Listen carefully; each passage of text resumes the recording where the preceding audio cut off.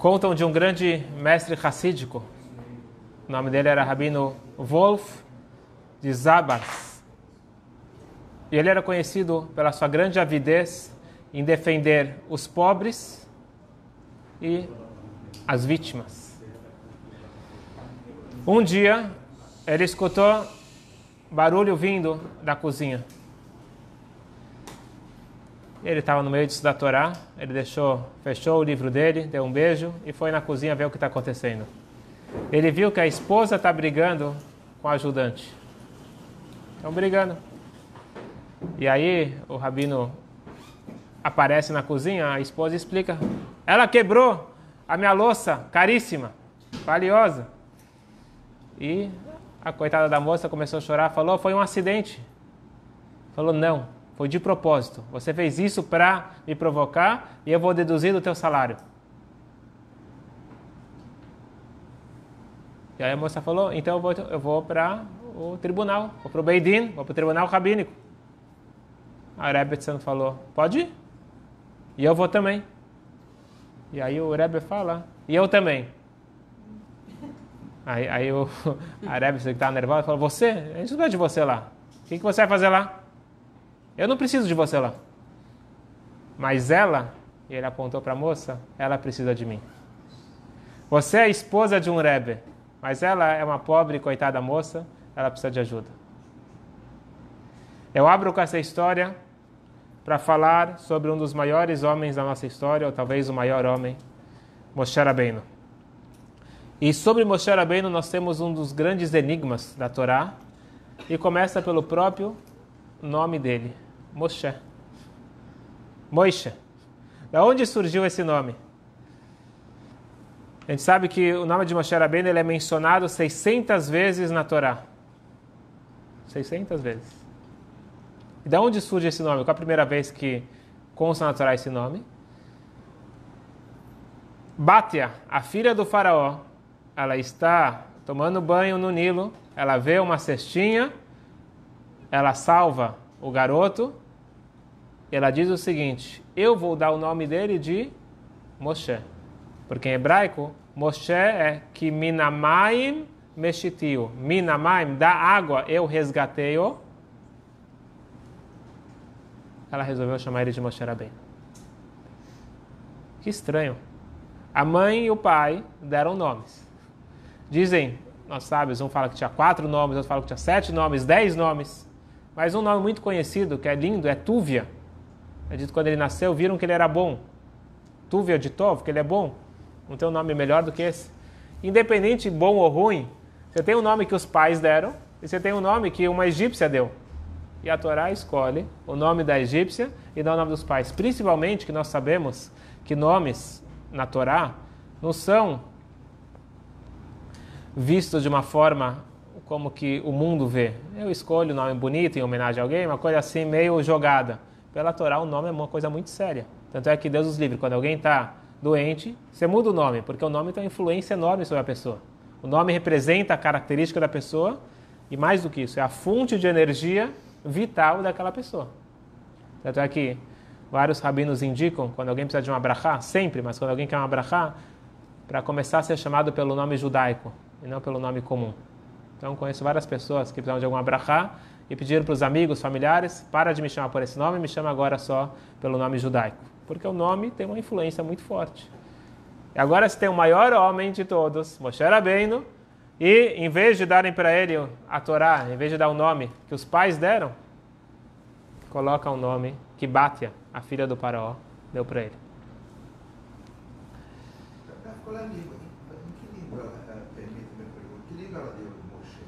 Então, tem uma discussão se isso daqui foi na origem do egípcio, em egípcio, ou que ela deu realmente em hebraico porque ela se converteu. Daqui a pouco a gente vai ver um pouquinho mais sobre a história de Batia. Esse nome dela era Batia, Bitia, vamos chegar nisso. Mas eu queria falar um pouquinho sobre esse grande homem.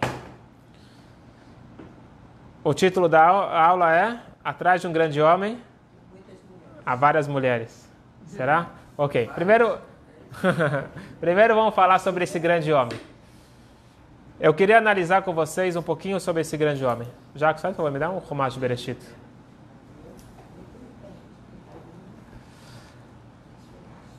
Não dá agora para contar todos os detalhes, vocês podem depois estudar o Midrash, estudar vários livros que contam a história de Moshe Rabbeinu. Mas, resumindo, Moshe Rabbeinu, ele é adotado pela filha do faraó e ele cresce dentro do palácio do faraó.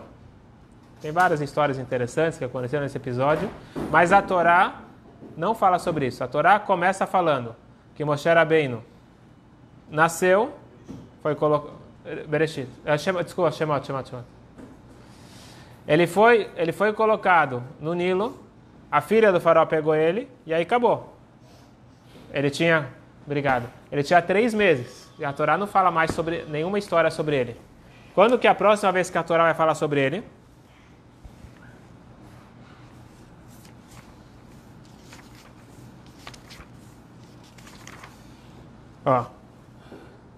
Tá escrito o seguinte: vai lebato paró, vai loleben. O Moshe ele cresceu, ele foi adotado pela filha do faraó e foi considerado um filho. E aqui está o nome dele, Moshe, porque ele saiu da água. Parou aqui, certo? Parou aqui a história dele. Passa o filme alguns anos para frente. Está escrito o seguinte: Vaigdal Moshe. Moshe Rabbeinu, ele ficou grande, certo? Cresceu. Tem 2 explicações. Ele cresceu tanto em idade e tanto em prestígio.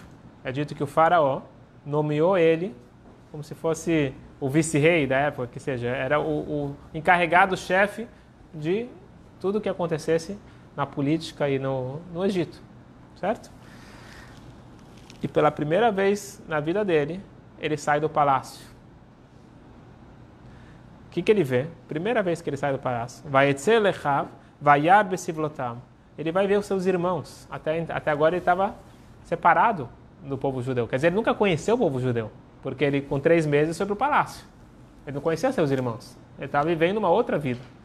Mas ele sabia que ele era hebreu. E ele foi ver os hebreus, que eram os escravos do Egito. E ele viu o sofrimento deles. E ele viu um egípcio batendo em um hebreu dos seus irmãos. Ele viu um egípcio, que era um egípcio, era um guarda, que estava forçando o hebreu a trabalhar, e ele estava batendo nele.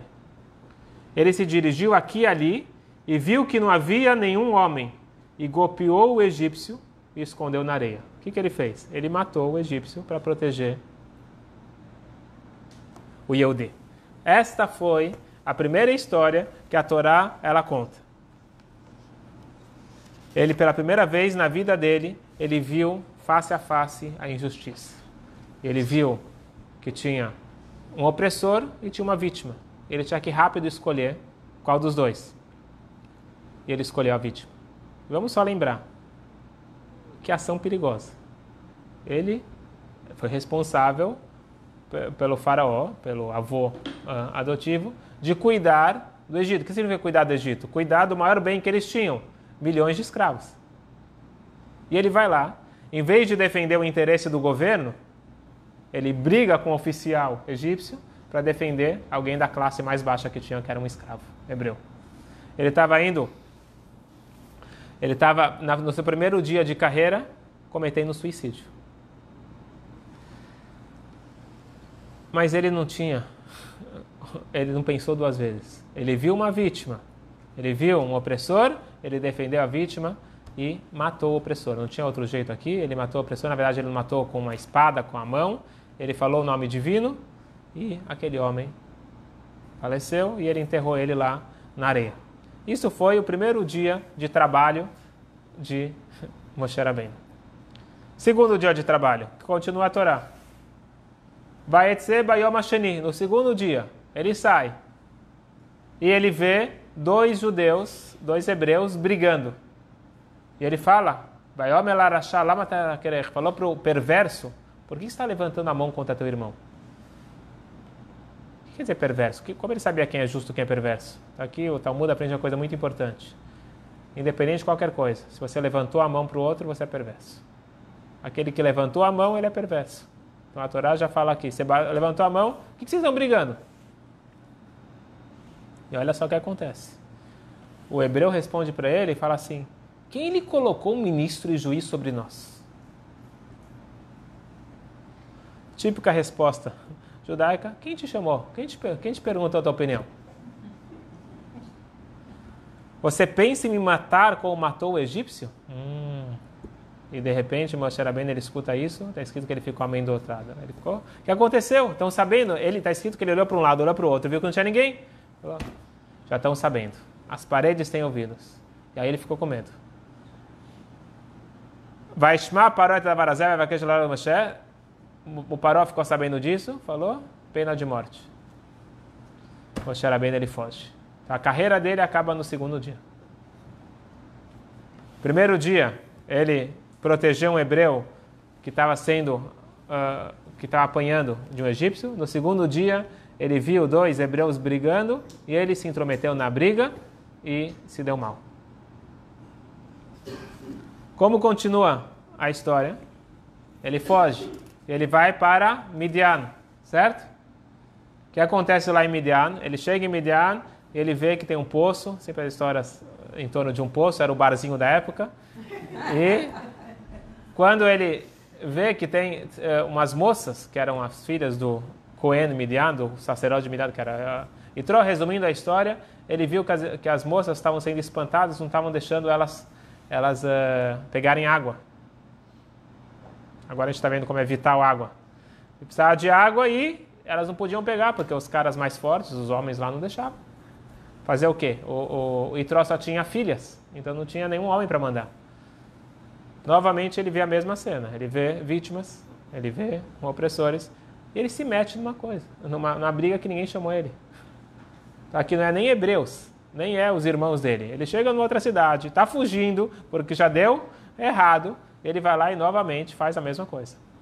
Está escrito que ele espanta os homens e vai lá e protege as moças da água para eles. Você vê aqui um padrão na vida de Moshe Rabbeinu. E é interessante que a Torá só fala dessas três histórias. A próxima história depois vai ser quando ele é escolhido, depois de muito tempo. Ele é escolhido para salvar o povo. Você podia falar que essas histórias são a mais. O que interessa para mim? Não é que não interessa. Tem várias histórias lindas sobre cada um dos personagens da Torá. Só que a Torá escolhe episódios que são importantes para o curso da história. Para o curso da história, basta falar o seguinte: o Paró mandou matar ele, porque ele fez alguma coisa errada, e ele fugiu. Não precisa falar todos esses detalhes, que ele matou o egípcio, que ele viu eles brigando. Mas não é à toa. A Torá está querendo aqui nos construir a figura desse grande homem. Quem é esse grande homem, Moshe Rabbeinu? Moshe Rabbeinu é aquele homem que toda e qualquer situação que ele vê um opressor, ele vê uma vítima, ele vai defender a vítima.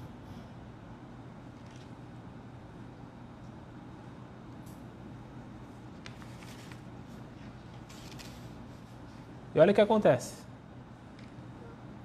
Deus aparece na sarça ardente para Moshe Rabbeinu. Primeiro contato dele com Deus. E Deus fala para ele: você vai agora para o Egito porque eles estão sofrendo. Vamos só colocar de volta em contexto a história. Você é o número 1 procurado no Egito. Eles querem te matar. Volta para o lugar que eles querem te matar. Vai confrontar o teu avô adotivo, aquele que cuidou de você, que te salvou a vida, que cuidou de você com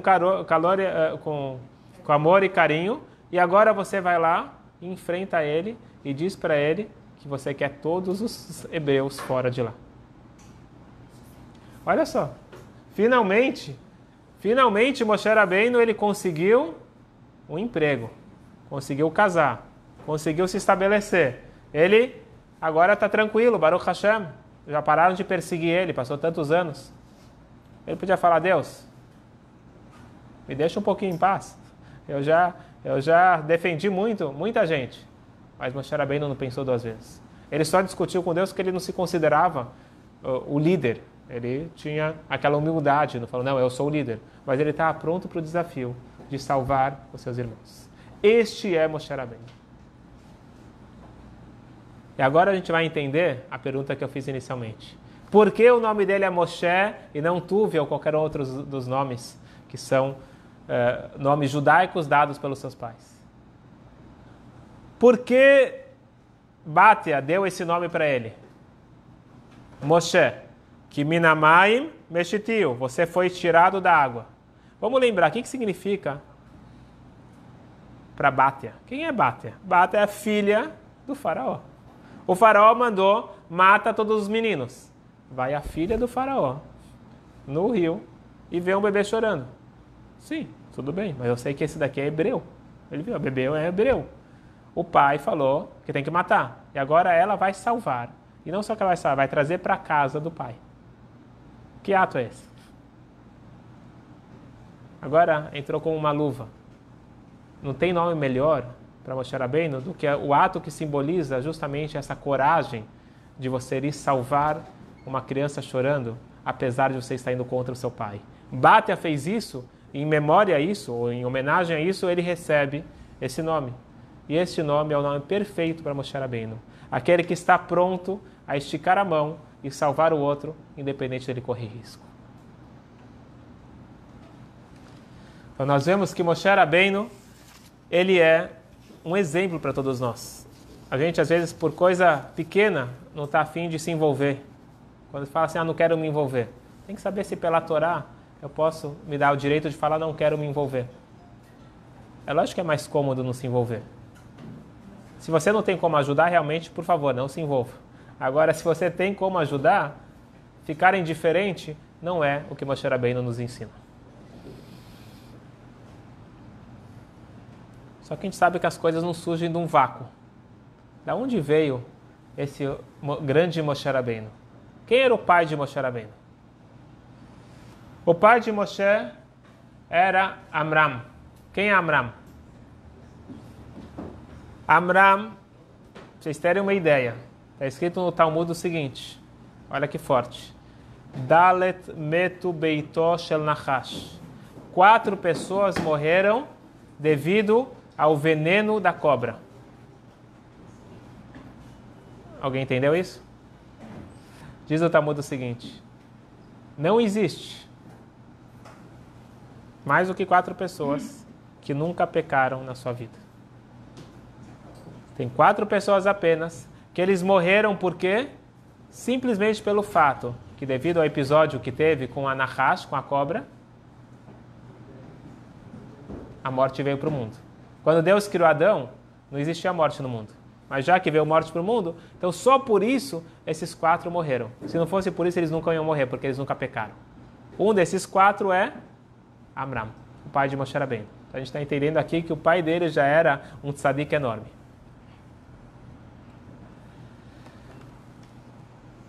Só que o título da aula é que por trás de um grande homem há várias mulheres.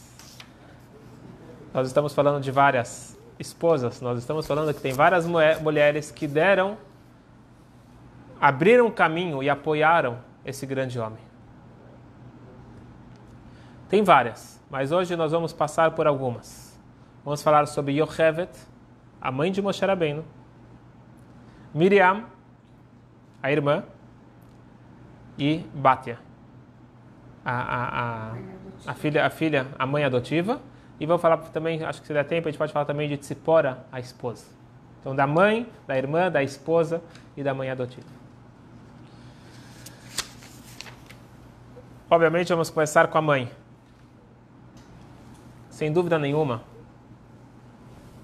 a mãe de Moshe Rabbeinu é uma das mulheres mais especiais que já existiu. Ela não teve só Moshe Rabbeinu, ela foi a mãe de Aaron, que foi o sumo sacerdote, que era o ajudante de Moshe Rabbeinu, e a mãe de Miriam, que também é uma grande profetisa, como vamos ver daqui a pouco. Só um pouquinho de história. Quem é Yochevet? Yochevet, ela é filha de Levi, certo? Então você tinha Yaakov, ele tinha 12 filhos, que se tornaram as 12 tribos, certo? Então um dos filhos de Yaakov era Levi. Yochevet era filha de Levi, neta de Yaakov. Então, naquela conta, não sei se vocês sabem que tem 70 pessoas entraram no Egito. Quer dizer, o nosso povo começa com 70 pessoas e depois de 200 e poucos anos era equivalente a 15 milhões. certo? Eram sextuplos, vários milagres.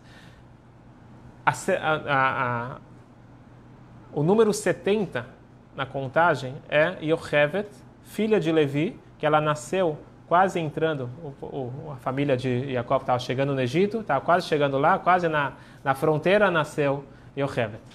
Então ela era a filha de Levi, que conviveu com Jacob, nosso patriarca, durante 17 anos, porque Jacob viveu 17 anos no Egito, e ela conviveu com seu pai Levi, que era a tribo mais importante dos filhos de Jacó, durante 93 ou 94 anos. Então ela nasceu num berço já muito especial. Ela casou com seu sobrinho, um casamento proibido depois da entrega da Torá, mas permitido antes da entrega da Torá. Ela casou com Yochevet, ela casou com Amram, que era seu sobrinho, certo? Quem era Yochevet? Yochevet, ela era a enfermeira-chefe, se a gente puder falar assim, a parteira-chefe dos judeus. Então, faz a conta. Se você é de 70 pessoas, chegou a 15 milhões em 200 e poucos anos, então tinha muito parto. E ela era a parteira-chefe. E a ajudante dela, auxiliar dela, era Miriam, que daqui a pouco a gente vai falar, que era a filha dela, irmã de Moshe. Então ela começou a carreira dela de parteira, Miriam, com 5 anos. Com 5 anos ela já estava lá trabalhando com a mãe. E um belo dia, na verdade, um mau dia, o faraó chama as duas e fala: a partir de hoje, nasceu menina, tudo bem. Nasceu menino, afoga imediatamente no Nilo. Esse foi o decreto do faraó.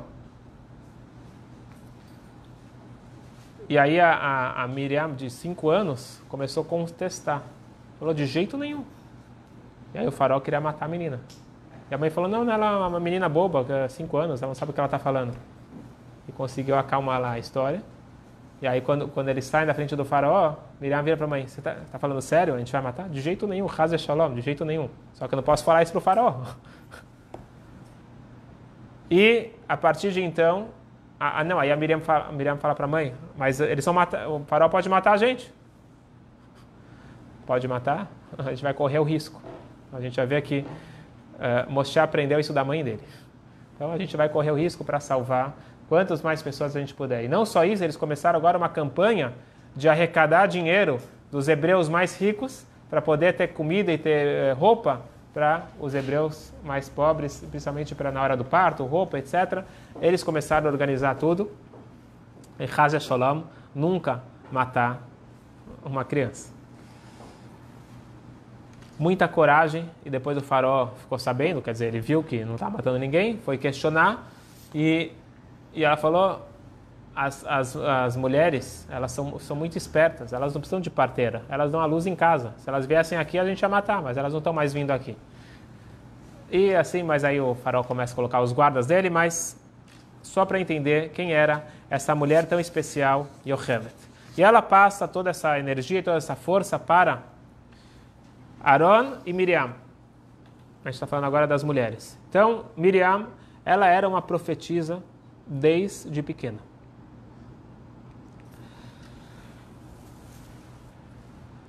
E olha só a coragem dela e a grandeza dela. E a gente deve muito a ela. Assim que o faraó decretou que todo menino deveria morrer, os pais de Miriam e Aaron, eles se separaram. A gente não pode viver juntos, porque a gente não pode ter mais filhos. A gente vai ter filho e o faraó vai matar. Miriam vira para os pais e eles se separaram. E de repente Miriam vira para os pais e fala: você, ou vocês, são piores do que o faraó. O faraó mandou matar os meninos. Vocês estão matando meninos e meninas. Porque matar não é só matar, é deixar de ter filhos. E eles escutaram a sabedoria, tiveram a humildade de escutar a sabedoria da filha. Falaram: você está 100% certo. E eles se casaram novamente. Vamos só entender aqui. Eles não eram pessoas particulares. Amram era o líder do povo judeu, da tribo de Levi. Ele era o líder. Ele se separou, todo o povo se separou. Então parou e não ia ter mais nascimento. Amram voltou, Yocheved voltou, todo mundo seguiu o exemplo e todos voltaram. E o que veio dessa união? Moshe Rabbeinu. Então Moshe Rabbeinu só nasce pelo conselho, pelo incentivo de Miriam. Depois a gente vai ver que é justamente Moshe que vai anular esse decreto.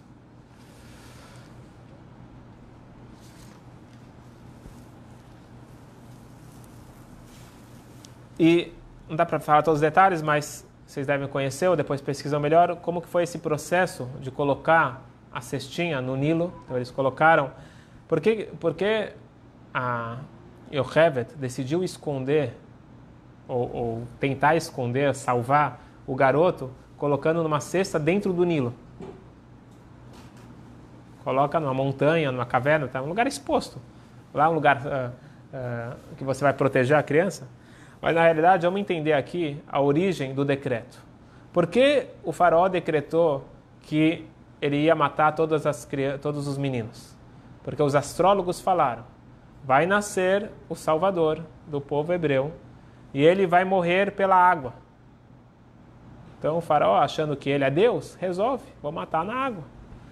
Só que os astrólogos, eles vêm mais ou menos. Estou falando dos astrólogos de hoje em dia. Os astrólogos, que eram bons astrólogos do Egito, eles viram, mas não viram certo. Moshe Rabbeinu, ele realmente faleceu devido a um episódio da água. Ele bateu na pedra para sair água e por isso que ele faleceu no deserto. E eles acharam que eles iam conseguir afogando os meninos. Miriam, olha só a cabeça de Yocheved. Miriam falou o seguinte: vamos ajudar a acabar com esse decreto, vamos colocar ele no Nilo. Os astrólogos não veem direito. Eles vão ver que o menino está no Nilo, não sabe se está com a cabeça embaixo da água ou em cima da água. Mas o menino está no Nilo. O decreto vai ser anulado. E foi o que aconteceu. E Miriam, ela foi aquela corajosa que ficou cuidando à distância, ela ficou olhando, ficou esperando para ver o que ia acontecer com aquela cestinha. Aí ela viu que a filha do faraó pegou, ela se aproximou e ela acabou ajudando, porque Moshe Rabbeinu não queria mamar com ninguém. Ele não aceitou nenhuma mulher. E aí Miriam falou, eu conheço uma mulher que é muito especial, que ela é dos hebreus, aí talvez o garoto possa mamar, e era a mãe.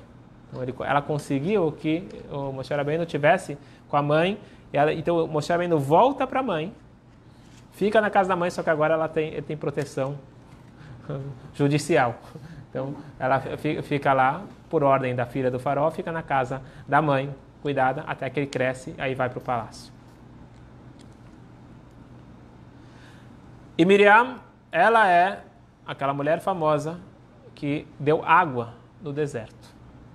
É dito que no deserto você tinha necessidade de pão, água e proteção.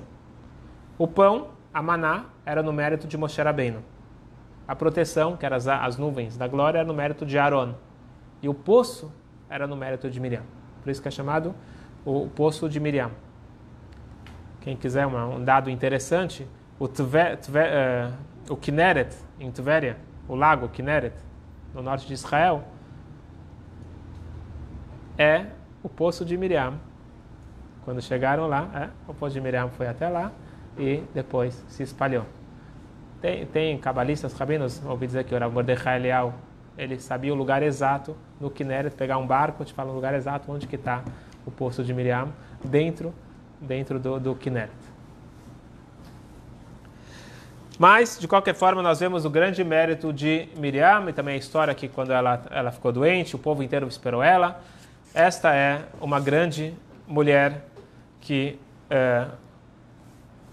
no mérito dela, Moshe Rabbeinu nasceu e ela cuidou de Moshe Rabbeinu e fez com que Moshe Rabbeinu pudesse ser esse grande homem. Devemos dar crédito à esposa. Então, falamos da mãe, falamos da irmã, temos que falar da esposa. Quem é Tzipora? Tzipora literalmente significa um pombo, um pássaro, certo? Mas Tzipora também pode ser entendido como beleza. Ela era muito bonita, por fora e por dentro. Era uma menina, uma moça muito especial. E todos queriam casar com ela. Na verdade, todos tentaram casar com ela, mas não conseguiram e nós vamos daqui a pouco contar a história. Vamos só voltar para a história Moshe Rabbeinu, ele chega em Midian, ele vê aquelas moças, ele protege as moças. Quem eram essas moças? Uma delas era Tzipora e as irmãs eram as filhas de Itró. Itró, ele era o sumo sacerdote, pagão. Era o homem que praticava todas as idolatrias possíveis e imagináveis. E ele era o idólatra-chefe de provavelmente toda a região, ou talvez do mundo todo. Talvez ele era o mais importante em idolatria. E ele era também conselheiro do faraó. Certo?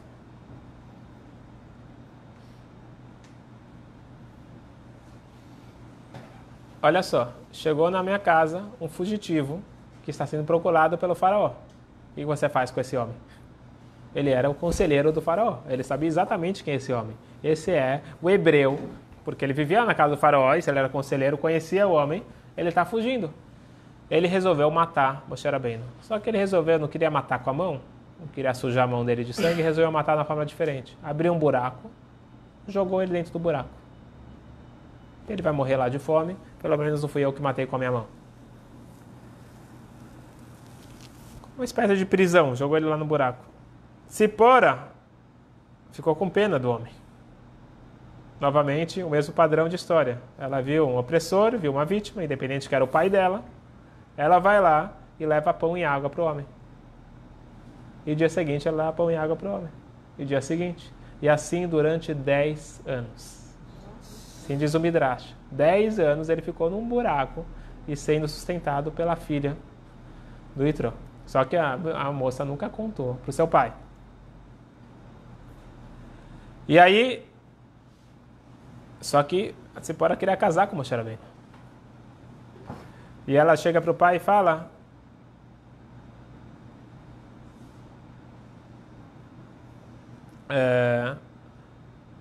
pai, por que você não vai ver qual foi o final daquele homem que você jogou no poço faz 10 anos? Falou, ele já está morto há muito tempo. Quem vai conseguir sobreviver 10 anos? E a Tzipora fala: você não ouviu falar do Deus dos Hebreus? Aquele que salvou Abraham da fornalha, aquele que salvou Yitzhak, salvou Jacó. O Deus deles é forte. Eu não duvido que pode ser que o Deus dos Hebreus salvou esse hebreu que você jogou no poço. Vamos tentar ver o que aconteceu. Por favor, aqui está a chave, vai lá. Eles foram lá e Moshe Rabbeinu estava vivo. Ele ficou muito impressionado, falou: não, esse cara, ele não é um homem qualquer, esse daqui é um anjo. Ele pediu desculpas, convidou ele para vir, pediu para cortar o cabelo, tomar um banho, uma roupa nova para ele, e convidou ele para jantar na própria casa dele. E aí, não sei se Moshe ou Tzipora, um fala que quer casar com o outro, e o Itró fala: tudo bem, mas tem que passar pelo teste. Qual era o teste? Itró, ele tinha no jardim dele um bastão, na verdade de safira. Falou, pede para ele tirar. Esse era o teste para todo e qualquer jovem que queria casar com Tzipora. Tira o bastão que está fincado na terra. Se você conseguir tirar o bastão, você casa com minha filha. E vieram grandes príncipes nobres, tentaram casar, tentaram a sorte, e todos saíram envergonhados, porque não conseguiram nem mover 1 milímetro aquele bastão. O que era aquele bastão? Aquele bastão, ele foi provavelmente criado por Deus na criação. Nos 6 dias da criação, está escrito, foi criado o matê, esse bastão. Esse bastão, ele era de safira pura, e estava encravado o nome de Deus e outras 10 letras misteriosas. Deus deu esse bastão para Adão. Adão passou para as suas gerações, até que finalmente chegou na mão de Noah. Noah sobreviveu ao dilúvio, passou para o seu filho Shem. Shem passou para Abraham, Abraham para Yitzhak, Yitzhak para Yaakov. Yaakov, antes de falecer, deu para Yosef. E quando Yosef faleceu, o conselheiro do faraó, Itró, que era um idólatra, sabia poderes e mais queria lá um bastão com letras em hebraico, o nome de Deus, pegou aquilo para ele, chegou em casa, fincou no jardim. Só que depois ele nunca mais conseguiu tirar. porque não pertencia a ele. Ele não era a pessoa correta para ter isso. Então, o Itró falou, quem vai casar com minha filha muito especial, tem que ser uma pessoa especial. Como eu vou saber que ele é especial? Você vai conseguir tirar da terra. Então, o Itró falou, vai lá, Moshe, vai lá e tenta a sua sorte. Ele mal tocou e o bastão sozinho saiu da terra. E aí não tinha dúvida nenhuma e ele casou com Tzipora. E aí ele se tornou o pastor do seu sogro e a vida dele acalmou até que na Sarça Ardente ele é convocado para uma missão mais nobre. E esse é o bastão que ele levou. Não é um bastão qualquer, aquele bastão que ele fez as pragas, que ele abriu o mar e assim por diante. Você vê que quando você coloca as histórias, de repente faz sentido todo. Mas você está vendo aqui esse padrão de você colocar em risco a sua vida para poder salvar o outro ou para poder uma missão maior. Então a gente encontra isso Moshe Rabbeinu, na mãe de Moshe Rabbeinu, na irmã, na Tzipora, e agora na Tzipora também, que ela salvou a vida do Moshe Rabbeinu contra o pai, e mais adiante a gente vê que ela aceita o desafio, porque ela podia falar para Moshe Rabbeinu, ok, Deus falou com você, Deus não falou comigo, eu não vou para um lugar perigoso, você é hebreu, a gente vai ser escravizado lá, eu não vou assumir esse risco. E não só que ela prontamente aceitou, foi ela junto com os filhos, e depois só quando está chegando perto do Egito, que encontra com Aaron, e Aaron fala para o irmão, está errado isso. Você está indo lá para uma missão, deixa a tua esposa, os filhos em casa, você está indo para a guerra, não é para eles estarem juntos. E aí elas voltam para a casa do pai, e só depois, quando passam o mar, e mais adiante no deserto, que o Itró vai lá e traz a Tzipora e os filhos. Foram muitos anos. Não, 1 ano e pouco. Que oração? Vamos falar um pouquinho então agora sobre Batia, ou na verdade Bitia. Batia significa Bat Yut Kei, quer dizer, a filha de Hashem. Quem é Batia? Batia é uma mulher muito especial. É a mesma, é a origem de todo o nome de Moshe Rabbeinu que nós falamos, aquela que fez o ato mais nobre. Até agora nós falamos de pessoas que colocaram em risco a sua vida para salvar o outro. Nós estamos falando de pessoas que nasceram com essa mentalidade. Agora a Batia não nasceu com essa mentalidade. Quem era o pai dela? Não era um tzadik, pelo contrário. Era o homem mais cruel que nós conhecemos. Era o homem que mandou matar crianças para poder pegar o sangue para ele tomar banho. Porque os grandes conselheiros dele, porque ele estava com lepra, aí falaram para ele, o único jeito de curar a lepra é sangue de criança judia. E ele não pensou 2 vezes. Então esse era o pai de Batia. Imagina só o clima que ela nasceu. Não só que ele escravizava os judeus, ele matava com crueldade. Pegava crianças, colocava dentro das pirâmides. Então você acha lindo as pirâmides? Ele colocava nas construções, em vez de tijolo, colocava crianças para completar. Então a gente fala muito do Holocausto, esse foi o primeiro Holocausto. Então você lê as histórias que aconteceram lá, bastante trágico. E o responsável por tudo isso é o faraó. O faraó tem uma filha. E ela nasce nesse ambiente. E ela decide ir contra tudo. Assumindo risco. Mas mais do que risco, a nobreza dela de querer se afastar de tudo isso. E porque ela estava no Nilo, se banhando, dizem nossos sábios, ela foi se converter. Ela queria se livrar de toda idolatria do país, dos pais, e justamente no lugar da idolatria, porque os egípcios eles idolatravam o Nilo. E ela foi justamente no Nilo acabar com a fonte da idolatria. E ela se converte lá, naquele momento, ela vê o bebê e ela salva. Tem o cântico que a gente canta todo o Shabbat, Eshet Chayil, a mulher virtuosa. Dizem nós sábios que estamos falando de várias mulheres ao longo da história, ou várias pessoas ao longo da história. Não é só de uma mulher. Estamos falando de várias pessoas. E um dos versículos, Vataka Beot Laila, que ela se levanta no meio da noite e ela dá sustento para o pessoal da sua casa. Esse versículo está falando sobre Bate. Aquela que no meio da noite, a noite é o símbolo para a escuridão máxima, ela se levanta, ela toma uma atitude. Ela vai contra a escuridão, vai contra a escravidão, vai contra todos os princípios do pai e ela sustenta, quer dizer, ela provê o líder para poder finalmente tirar aquele povo escravizado.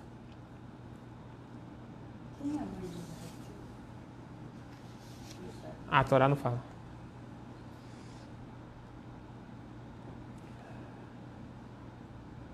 Pode ser que teve outras pessoas que tiveram pena do povo. Pode ser. Mas ter pena não resolve nada.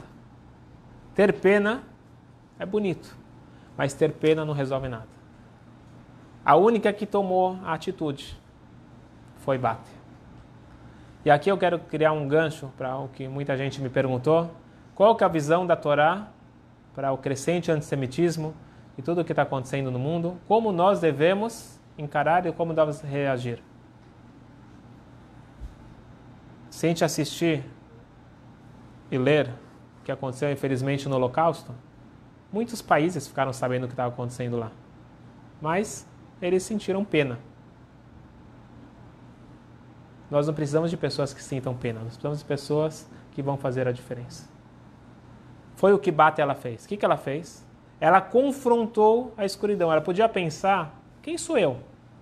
Uma menina frágil. Eu vou ir contra o império, vou contra meu pai? Qual a diferença que eu vou fazer? Só que se ela pensasse assim, não existiria Moshe Rabbeinu, provavelmente não existiria nós. Ela não pensou o que os outros não estão fazendo. Ela pensou o que ela poderia fazer. Como se combate o antissemitismo? Ficar brigando não vai resolver. E ficar falando que Israel tem as maiores invenções tecnológicas, ou Einstein, ou qualquer coisa, isso daqui não vai resolver. A única forma de você combater o antissemitismo é tendo não-judeus com ética e moral, e com valores. E esses valores cabe a cada um de nós transmitir. Então, em vez de discutir, transmite valores positivos. Se você for ver no Holocausto, quem eram pessoas dignas, pessoas com valores, estavam lá escondendo os judeus. E estavam correndo perigo. Eram não judeus, alemães ou qualquer outro, que esconderam na sua própria casa correndo perigo. Por que eles fizeram isso? Porque eles tinham valores. Então não é questão de entender ou não entender, é questão de você ter valores e ética e moral para a sua vida. E é isso o que cabe a nós, transmitir para todos os povos os princípios básicos da humanidade, que são os famosos Sheva Mitzvot Bnei Noach, as 7 leis universais. Se Deus quiser, estou preparando um curso para ser acessível para todos, sobre justamente quais são os princípios para os não-judeus. Porque o não-judeu não precisa cumprir as mitzvot judaicas.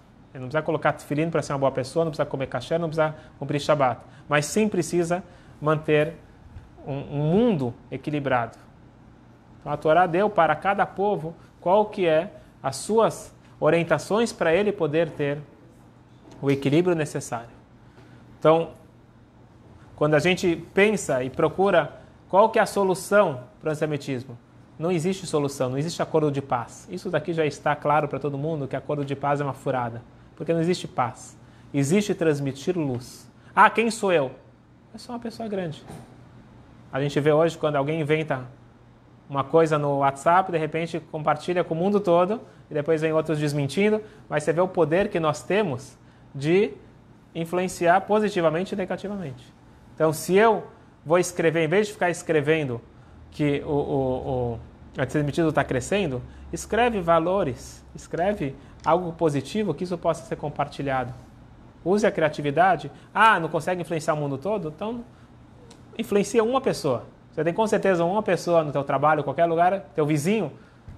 Em vez de ficar só criticando ou com medo, não é medo. Você tem que transmitir os verdadeiros valores que nós temos para transmitir para todos. Para transmitir, nós precisamos aprender, estudar. tem já livro em português, a Cabala para as Nações, eu não sei, tem livros, depois eu posso indicar os livros que nós devemos estudar para, ou compra e dá para os não-judeus, ou ensina, ou transmite, porque cabe a nós trazer luz para o mundo, a todos nós, a toda a humanidade.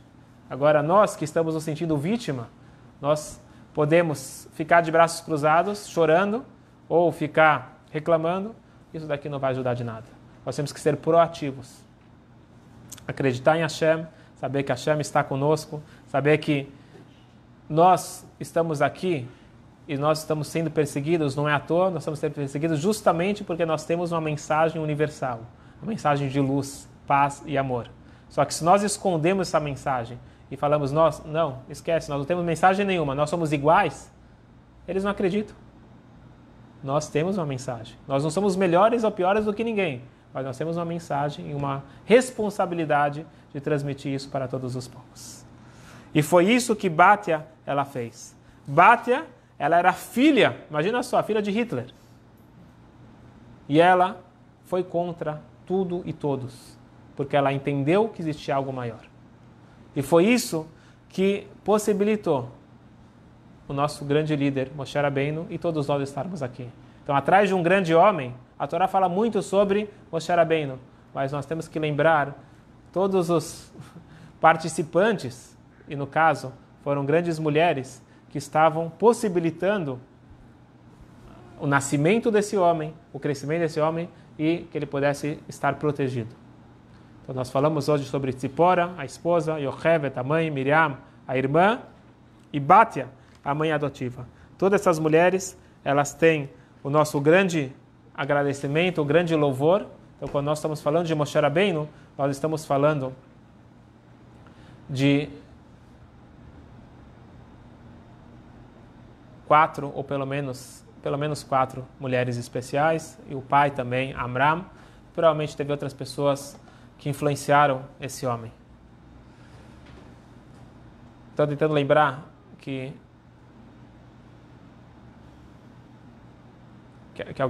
alguém tá falando que, se eu não me engano, foi uma professora de aulas ou um rabino de aulas de pureza familiar. As leis de mikveh para mulheres. E ela fez um curso, fez propaganda, fez um negócio enorme e só veio uma mulher. E aí estava frustrada. E aí ela escreveu para o Rebbe, falando, Rebbe, foi um fracasso. Só conseguiu uma mulher. O Rebbe falou, Moshe Rabbeinu tinha apenas uma mãe. Bastou uma mulher para nascer Moshe Rabbeinu. Então essa é a mensagem que o Rebbe está transmitindo para a gente. Grandes coisas. Transmite a mensagem para uma pessoa. Pega essa luz interna, adquire mais luz e transmite para o mundo todo. E que muito em breve nós possamos já estar comemorando a volta de Moshe Rabbeinu e todos os nossos entes queridos e todos juntos com a paz mundial, aí sim, a paz mundial e bem e fartura e alegria para todos os povos, que vai ser com a vinda de Mashiach, que seja em breve. Amém. Amém. Alguma pergunta? Tem vergonha? Não tem que ter vergonha. Moshe Rabbeinu não era circuncisado? Nasceu. Perguntou se Moshe Rabbeinu tinha Brit Milá. Ele nasceu com Brit Milá. Por isso que ela sabia, então, que ele era aqui. Não, ela imaginava. Se você vê um bebê numa cesta lá no meio do Nilo, é quase que óbvio que estão tentando proteger contra o decreto do pai. Fala. O senhor pode falar no final? Sim. A filha do faraó entendia hebraico? Ela já... Então, muito bom. Perguntou sobre a filha do faraó. Então, a filha do faraó, ela decidiu se converter. E ela, provavelmente, ela que escolheu esse nome. E ela estava lá com as suas auxiliares fazendo a mikveh, mesmo que não era a conversão final.